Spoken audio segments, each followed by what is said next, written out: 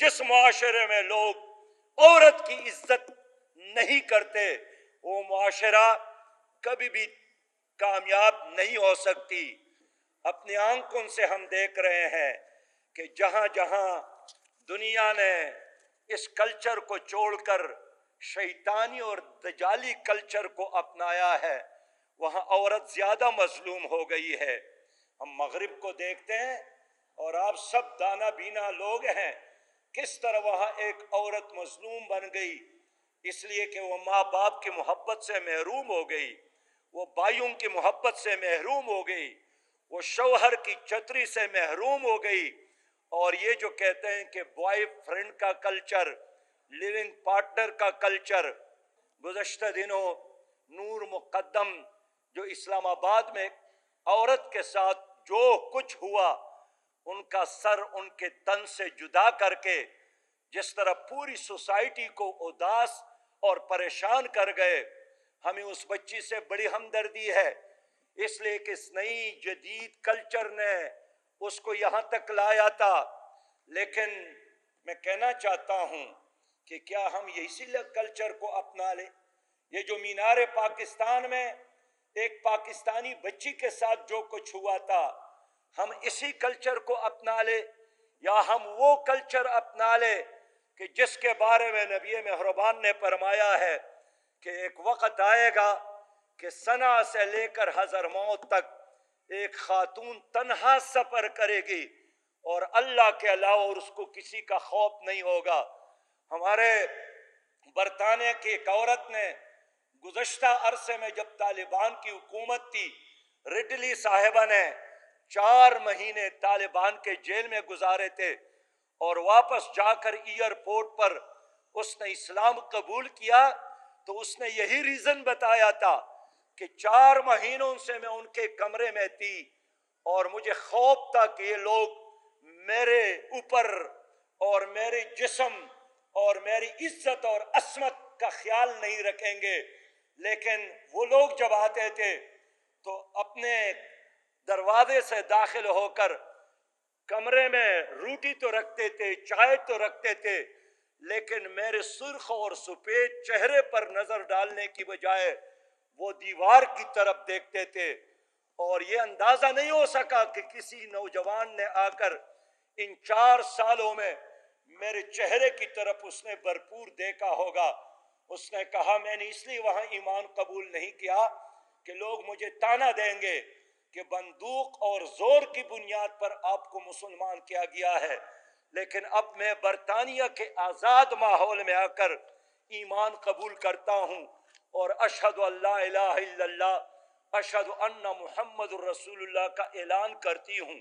پاکستان جو ہم اور آپ کا ایک مشترکہ گھر ہے، جو اللہ کی نعمت ہے، جو کروڑوں لوگوں کی جدوجہد کا نتیجہ ہے، جو لاکھوں شہداء کی امانت ہے، لیکن 73 سال گزر گئے، میرا یہ ملک اور آپ کا یہ ملک نہ جغرافیہ محفوظ رہا نہ نظریہ محفوظ رہا، اور اس کا نتیجہ یہی نکلا کہ اس ملک میں نہ مرد محفوظ ہے نہ عورت محفوظ ہے، نہ مظلوم کو عدالتوں میں انصاف ملتا ہے، نہ تعلیم یافتہ اور بغیر تعلیم کے نوجوانوں کو روزگار ملتا ہے، نہ بچوں کو تعلیم ملتی ہے۔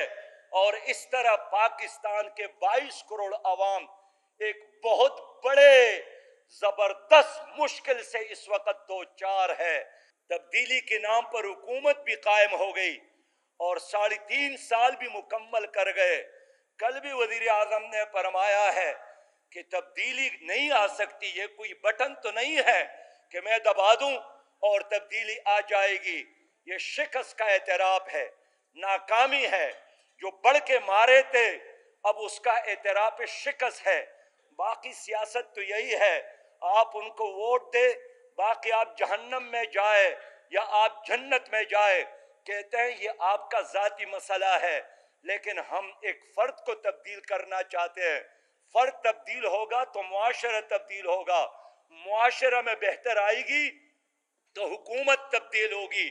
آج تو یہی ہے کہ اس ملک میں کرپشن ہے، اور صرف مالی کرپشن نہیں ہے، गुज़श्ता 3 साल में करप्शन में बिन अक़वामी इदारों के कहने के मुताबिक मज़ीद 4% इजाफा हुआ।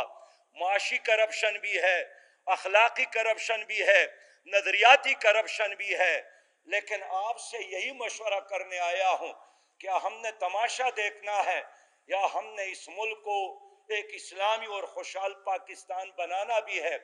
डॉक्टर आफिया सिद्दीकी की वालिदा ने फ़ोन किया, रो रही थी कि मेरी बेटी अब भी अमरीकी जेल में है, उस पर तशद्दुद हो रहा है और वो हमें पुकार रही है, लेकिन गूंगी दुनिया, बहरी दुनिया, अंधी दुनिया उसकी आवाज को नहीं सुन रही है।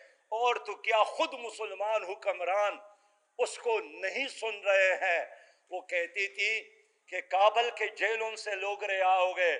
वो कहती थी कि जिनको अमेरिका ने ब्लैक लिस्ट किया था, गुंटानामो बे में ले जाकर 8-8 साल बंद रखा था, वो तो रिहा हो गए और एक कैदी भी गुंटानामा बे में नहीं रहा।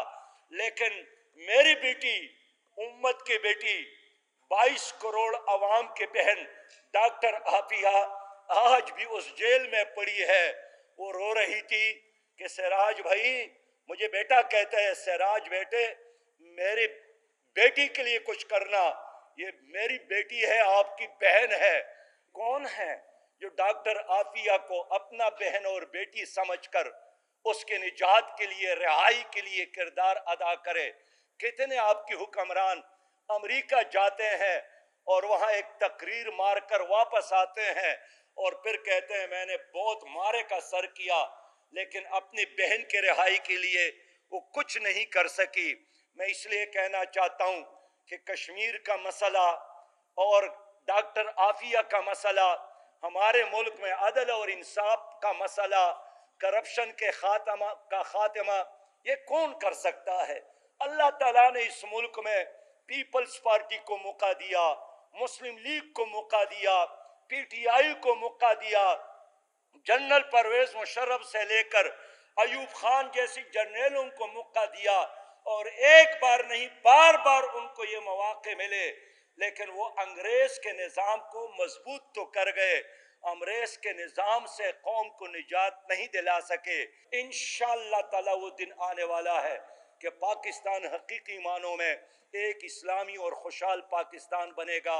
इस्लामी निज़ाम जिंदाबाद, पाकिस्तान पाइंदाबाद। अस्सलामु अलैकुम व रहमतुल्लाहि व बरकातुहू।